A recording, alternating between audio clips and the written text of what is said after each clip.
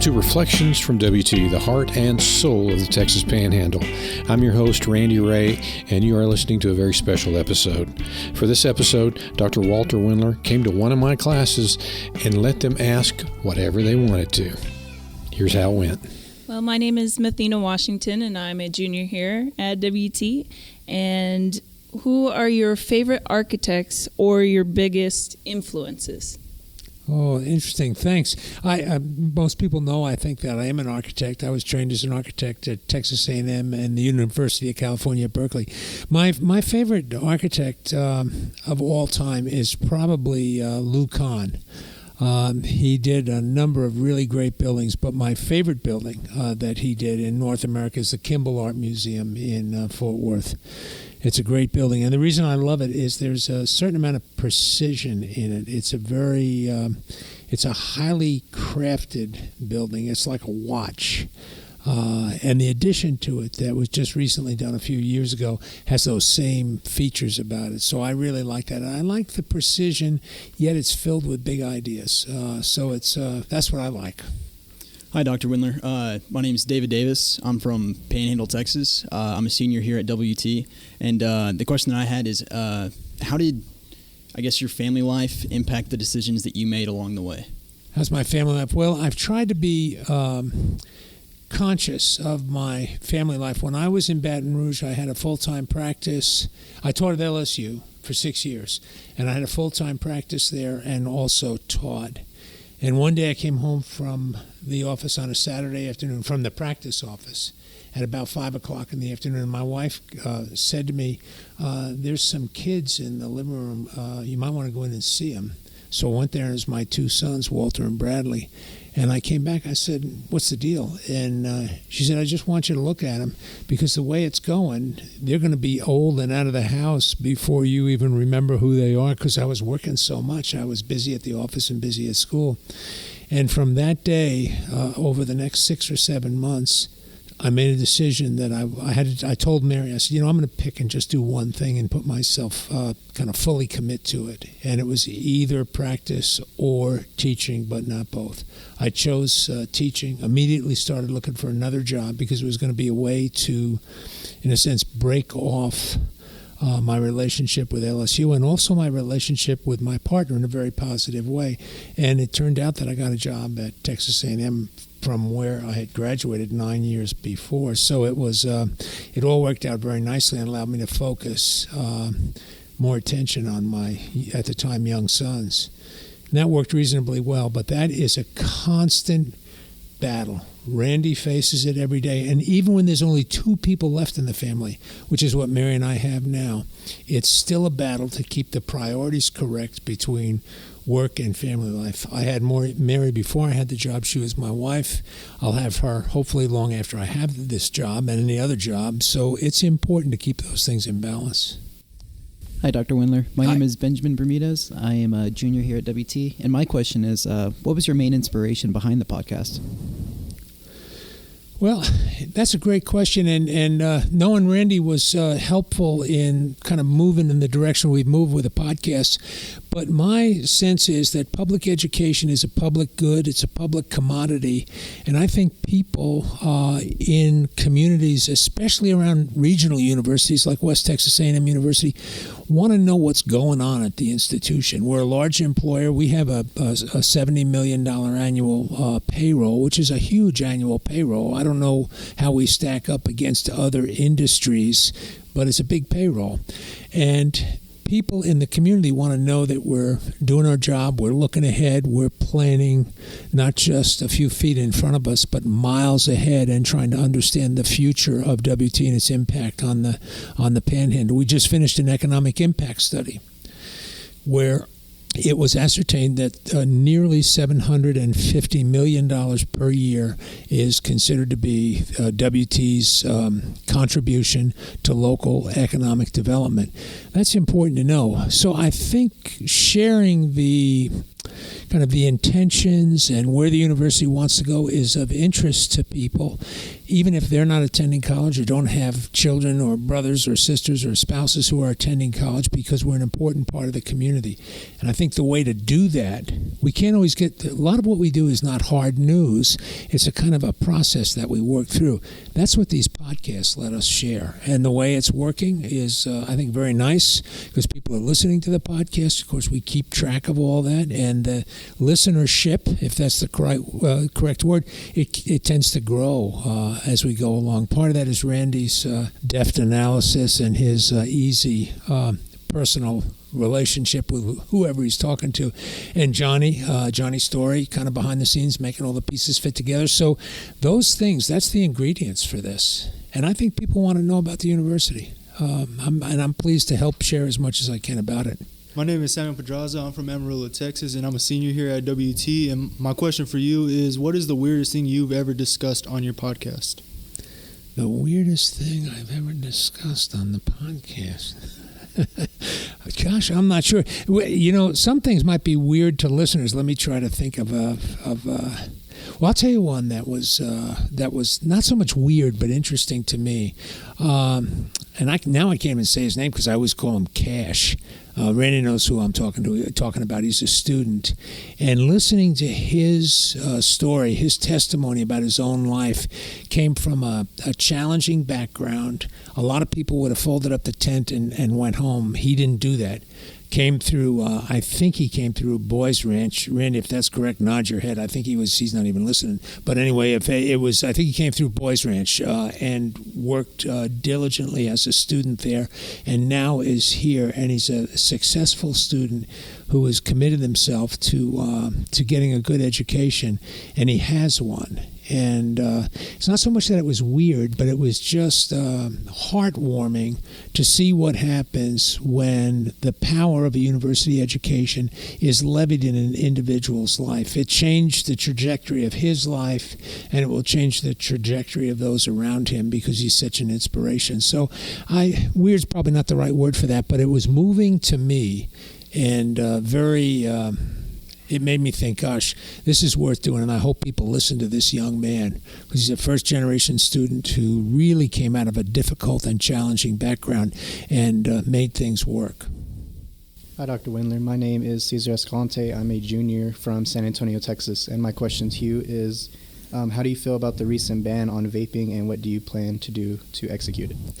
Well, I think it's a good ban. Before you leave the microphone, though, I'm going to ask you a question. If turnabout is fair play, what brought you here from San Antonio? Why not UTSA or Texas A&M San Antonio? Why WT? Well, when I was doing my research on where I wanted to go, coming from a bigger city, I wanted something with more of a community feel, a little bit smaller family feel. And this is where, when I came and toured it, that's something. You got that feeling? Yes, sir. I got that feeling. Yeah, that's powerful, and that's a great reason to be here. We have values, not better or worse, but different than many of the metropolitan areas in the state of Texas, because we still have, in a sense, community values focused on things that are important to many, many people, and they're alive. They're values with legs. We try to live those things out. We're a performance-based culture, so that's a good reason to be here. Now, tell me what your question was again. Sorry, I forgot. It was, how do you feel about the recent ban on vaping, and what do you plan to do to execute it further? Okay, the ban on vaping and to some extent smoking, and that's being deliberated right now, I think it's important. I don't think we understand fully the health risks of vaping, number one. And number two, I work for John Sharp and the Board of Regents of the Texas A&M University system, and they think this ban is a good idea. So even if I was a vapor or a smoker myself, I would probably say, well, the people I work with want this, and we're going to implement it. And I used to be a smoker, and I'll tell you, one of the greatest accomplishments of my life was quitting smoking. I'm kind of a type A personality, and when I smoked, I had a cigarette in each hand, and there was a third one burning in the ashtray. That's just the way it was. And I'll tell you what, I look back with glee on the day, many years ago now, when I finally quit smoking, and I tried for years. So I'm a reformed smoker, and I really do think if we can help people get away from that, there's absolutely no downside from a health perspective. It's all up. So I'm supportive of it, and I think it's a good idea. West Texas A&M University is a student body that learns by doing and is always seeking opportunity. Talented and accomplished faculty that teach both in and out of the classroom. Programs that provide timeless information and meet the challenges of today's world. Facilities rich in technology as well as WT history. Now is the time to strengthen connections and open doors for tomorrow's leaders. Share your experience. Share your heritage. Share your pride. Hello, Doctor. I'm Rafael Flores. I'm a transfer from Amarillo College, and I just wanted to ask you, what is your favorite part of the President's House and why? Well, let me tell you, it's not the roof. It's been leaking like a sieve when we had this. I mean, it's a mess. I mean, in two different rooms that are about as far apart as you can get. It's not the roof. But Jay Ferg Pro came over and immediately responded and got the leaks to stop, I think. And we're looking forward to getting all that fixed. That's my least favorite part. My most favorite part is the living room. I don't know if anybody's been in the living room, if any of you have been, but the living room is, I'm an architect. The living room is beautiful. It's big, which is not what makes it beautiful. What makes it beautiful is, in my mind, is it's got what I call trilateral daylighting. It's got daylight on three sides, windows on three sides of it, and it puts a soft glow in the room that is really nice during the daytime. And the way it's configured, there's very seldom harsh sunlight in there, but there's always a nice warmth in the room that I like very much. And it does happen to be large, and it's got seating in the middle that you can walk all the way around and everything. It's very nice. The house is a very nice house. My wife and I are thankful to be there. And the leak and roof will get taken care of. And I know we're in good hands with all that, but the living room is the nicest part of the house. One of the downsides in it is you don't have any real neighbors. And both Mary and I come from fairly dense neighborhoods in New York. They're suburban neighborhoods, but they're pretty dense. And when we were growing up, the neighbors talked to each other. Most of them didn't have air conditioning, so you could hear them at night. Sometimes they'd yell at each other, and you could hear it from outside. But that was all part of it. And that's all gone now. So I miss the neighborliness of having, if there's people next door, of getting to know them and everything. But it's a great place to live. We like it very much, but especially that living room. Hello, Dr. Wendler. My name is Will Amos, and I'm a senior from Panhandle, Texas. And my question to you is, how do you think the homecoming weekend event went? Well, I was very pleased with it. Actually, in my mind, every weekend that we play football, the power of that, the exuberance of the event goes up and up. And I know that a lot of people that were not sure about moving from Kimbrough Stadium, which I understand, there was a lot of energy and memories and relationships that were established at Kimbrough Stadium. I get that. But there's going to be more energy, more relationships, and more good memories that get established at the new Buffalo Stadium over time, and it's going to take some time. And I'm thankful that Kenyon ISD has taken over Kimbrough. We're still playing football there. They've already made some major improvements. They moved the scoreboard. They took away the south berm, which was this mountain that you had to go over to get in. That's all gone. You can walk in from the parking lot now, and there'll be more and more improvements there. And I think it's going to be very good for them. And what ISD can do that West Texas A&M cannot do is they can go each couple of years and get more money from bond issues and so on to do the improvements incrementally. We can't do that. With us, it's all or none. The system will not allow us to take a $40 million project and take $4 million a year for 10 years. We can't do that. So doing the new thing all at one time worked for us. Taking the old Kimbrough Stadium and making it new 1 year at a time works like a charm for Kenyon ISD. And this is still about homecoming. It's about relationships.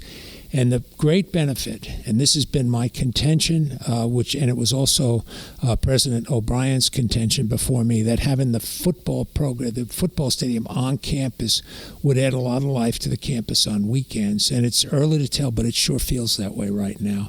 And people in the community are just very, very complimentary about how it all works, and I'm thankful for that. I think it really does mark WT. And if you'll notice in the south end zone on the field, there's always a number of chairs. Last time I think there were 150 people out there. Those are visiting students and their families. If they come for a WT day on a home game Saturday, we get them on the field and have them sit down there and watch football. And I think to be in the middle of all that is a very special experience that you can't do at large institutions, much larger than we are, and it's very difficult to do at smaller institutions where it has the impact. And we're right in the middle there. And I think homecoming is I used the word emblematic to describe this to somebody this morning. It's emblematic of what happens when you bring people onto the campus and get them to be excited about WT and also see the beautiful campus, get to meet with deans and faculty and all of that. It's really a great opportunity. So I'm thankful for it. And I think it's headed in the right direction. Hi, Dr. Wendler. My name is Hallie Reed, and I'm from Clovis, New Mexico, and I'm a senior here at WT. And I was wondering, after visiting most of the high schools in the Texas Panhandle, what knowledge did you gain from that, and how can that knowledge be applied here at the university? That's a great question. And I did visit in the top 26 counties, every high school, not most of them, every one of them. There's none that I haven't been to. And when somebody says they're from Panhandle, I think, well, I've been to the high school. As a matter of fact, if they're a sophomore from Panhandle, maybe a junior, I would have met them probably at the school. What that did, and I had no idea, actually, and I'm willing to say this, I didn't know what I was doing when I started that thing. I didn't know how much work it was going to be or what the value was going to be. What happened for me, though, was I got a chance to meet people from the Panhandle where they lived, students and families and school administrators and school teachers, to better understand what their expectations of the university, of West Texas A&M University, what their expectations were and are and will be. So it was a very powerful learning experience for me. And it's like I said in the beginning, a public university has a public responsibility to share with people, especially around it at a regional university like WT, what we do and why we do it and how it might benefit the community. And that tour was very successful. As a matter of fact, it's been so successful that now I've started doing Region 17, which is the South Plains, and I've been to just a few less than 20. I'm not even sure how many schools I've been to, but about 20. And that is reinforcing, kind of giving me another jolt of energy about what's important, about knowing the people of the Panhandle and the South Plains, and I'm thankful for it. I could tell story after story. I won't do it, but we'd be here until sunset. And there's just so many interesting stories that you hear when you're out there. Hello, Dr. Wendler. My name is Remington Ricketts. I'm a sophomore from Floydada High School. And kind of expanding on WT 125, I wanted to ask, what do you hope the downtown WT campus will lead to for WT 125? Okay, so the downtown WT campus, we refer to it as the Amarillo Center and a number of other ways, but that campus extends the reach of our university into the downtown area of Amarillo. We think it's very important, and we're thankful for the opportunity to be there. Many of you may know we're considering moving our nursing program in the last 2 years. The nursing program is split up into basically a 2+2 program. The first 2 years more general studies and basic sciences, then the last two the professional courses in nursing, and we want the last 2 years down there, nearer to the hospitals. And Dean Nelson, Dirk Nelson of the College of Nursing, is going to move his office down there, so he'll be there all the time. What's valuable about this, as opposed to past efforts, is we're putting programs down there, lock, stock, and barrel. The whole program will be there. It used to be that we would offer courses, one at a time or two at a time courses, but you couldn't take a whole program down there. Now the faculty will be there. That's their home. And the leadership of the nursing school will be there, especially the professional program in nursing, the RN program. And I think that's very, very important. So I think it's good for downtown because we now have about 150 students and faculty down there. When we move the nursing program, we'll have nearly 500 faculty and students down there every day, right in the heart of Amarillo. My My name is Kenzie Roberts. I'm from Amarillo, Texas, and I'm a senior this year. And I would like to ask you, looking at the goals set in WT 125, which goal are you most looking forward to accomplishing? That's a great question. The guiding principle in that plan for me is how do we create a regionally responsive research university. We think that's very important because there are problems in the Texas Panhandle, challenges that if we can solve them here, the solutions will be transportable to the larger world. We're working, for example, right now on water issues, which any of you from the Panhandle understand how important water and its conservation and utilization and extraction and all of that is to the Panhandle. And we just received a pretty significant grant, $1 million grant, to begin to focus on issues that tie together water engineering, how to irrigate, how to purify, how to take care of water, how to reuse, conserve, and agriculture, because it's ag that uses 90% of the water that's used in the Texas Panhandle. Shortening your shower time or how long you wash your hands, or putting a brick in the toilet. You guys didn't do that, but your parents did. You put a brick in the toilet, it uses less per flush. Now they charge extra for that. They just reduced it. But the bottom line is, that's, no pun intended, a drop in the bucket. The serious water savings and so on are going to come from a refreshed view of how the ag industry uses water. And between agriculture and engineering, we're going to address those problems. And here's the issue. That's not just a problem in the Texas Panhandle. It's a problem in 20 other locations in America and hundreds of locations around the globe. It's a global problem. That's why that WT 125 says, the title, its full title, WT 125, From the Panhandle to the World. We can solve those problems here with very focused research agendas, and then transport those solutions to give a wider range of influence and impact for WT by addressing the needs of the home folks first, and that's what I want to do. Hello, Dr. Wendler. My name is Aaron Chinda. I'm a junior. I was born in Africa but grew up in Fort Worth. This question is more about yourself. What kind of music do you like listening to? Thanks. Thanks, Aaron. I appreciate that. My favorite all-time musician and singer and songwriter is Ralph Stanley. How many people know who I'm talking about? One other old man. Yeah, Randy is probably the only one. He writes and sings. He made himself well known in a certain kind of evangelical Christian community, and the music. And I'd say this if he was standing here. It's painful to listen to. It is. My wife. My wife can't stand it. I have to put it on the radio, not on the radio, but on Pandora when she's not there. But I love it because it's music from the heart about something that means something to Mr. Stanley and his cohort.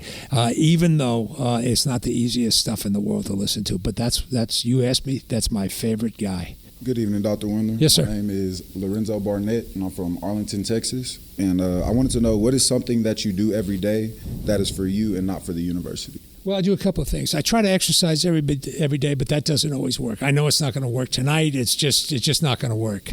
But that's how I end my waking day. I try to do that late in the day before I kind of wind down for the evening. I open God's Word every morning. That's me. That's who I am, and that's what I do, and I do it for me. Hopefully, some of that bleeds out, and has a positive impact on other people. But that's what I do, and it's mine.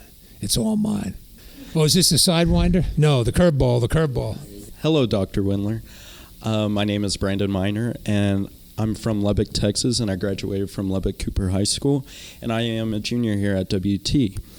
And I have a question for you. It's a curveball for sure.